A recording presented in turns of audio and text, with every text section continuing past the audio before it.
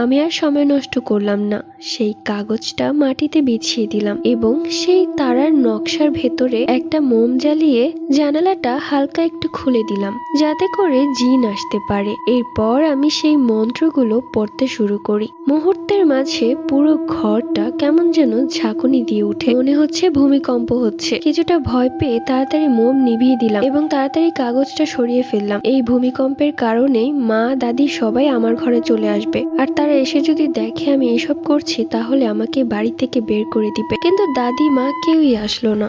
আসলো আমার জামাই, মানে যার অপেক্ষা আমি এত বছর ধরে করছি, সে চলে এসেছে। বিছানার ওপর বসে আছে, সাদা পাঞ্জাবি পরা, বেশ লম্বা, চেহারায় নূর চমকাচ্ছে। চেহারাটা অবশ্য দেখা যাচ্ছে না, কিন্তু যতটুকু বুঝতে পারলাম সে একজন জিন। আমি আর সময় নষ্ট না করে মাথায় ওড়না দিয়ে তাকে সালাম দেই। তখন সে একটা ভারী কণ্ঠে বলে, ওয়ালাইকুম আসসালাম। তার কণ্ঠ শুনে আমি যেন তার প্রেমে লাফ দিয়ে পড়ে গেলাম। আমাকে এখন কেউ বাঁচাতে পারবে না, আমি তার প্রেমের সাগরে ডুবছি। আমি লজ্জা পেয়ে তাকে বললাম, ইস, আপনি এত দেরি করে আসলেন কেন বলেন তো? কত বছর ধরে আপনার অপেক্ষা করছি, আর কিছুদিন পর আসলে তো আমার বিয়েই হয়ে যেত, তাও আবার মানুষের সাথে। কিন্তু আমি তো মানুষকে বিয়ে করব না, আমি বিয়ে করব একটা জিনকে। এবার সেই জিনটা বলতে শুরু করলো, আমাকে এখানে কেন ডেকেছেন সেটা বলেন। আমি তখন বললাম, নেকা সেজন্য তো, তোমাকে বিয়ে করার জন্য ডেকেছি। কি বলছেন এইসব? আমার অনেক কাজ আছে, আপনি আমাকে ডেকেছেন তাই আমি আসতে বাধ্য হয়েছি। আরে রাখো তো ওইসব কাজ, বিয়ে করো আমাকে।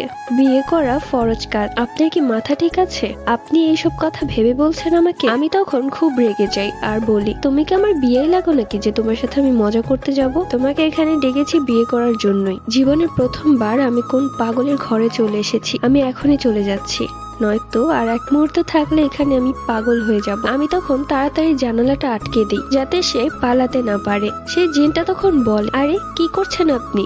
আপনি আমাকে আটকে রাখতে পারবেন? হ্যাঁ পারবো, আমি যেহেতু ডেকেছি তাই আমার পারমিশন ছাড়া তুমি যেতে পারবে না। আচ্ছা, মুশকিলে পড়লাম তো, কি চান আমার থেকে বলেন তো আপনি? আমি শুধু চাই তোমার বউ হতে। জিনটা এবার মুখ ভেঙিয়ে বলল, ইস, শখ কত জিনের বউ হওয়ার। তোমার চেহারা আয়নায় দেখেছো? হ্যাঁ দেখেছি, আমি যথেষ্ট সুন্দরী, আর আমি আমার হাজবেন্ড হিসেবে একজন জিন ডিজার্ভ করি, যেটা হচ্ছে তুমি। এই মেয়ে, তোমার মাথা মনে হয় ঠিক নেই, আমি চলে যাচ্ছি, অযথা আমাকে ডেকে বিরক্ত করবে না। এরপর সে রুমের মধ্যেই অদৃশ্য হয়ে গেল, মানে পালিয়ে গেছে। রাগে একটা জোরে চিৎকার দেই, সাথে সাথে আমার দাদি আর মা দৌড়ে আসে আমার ঘরে। কিরে রুকাইয়া, কি হয়েছে?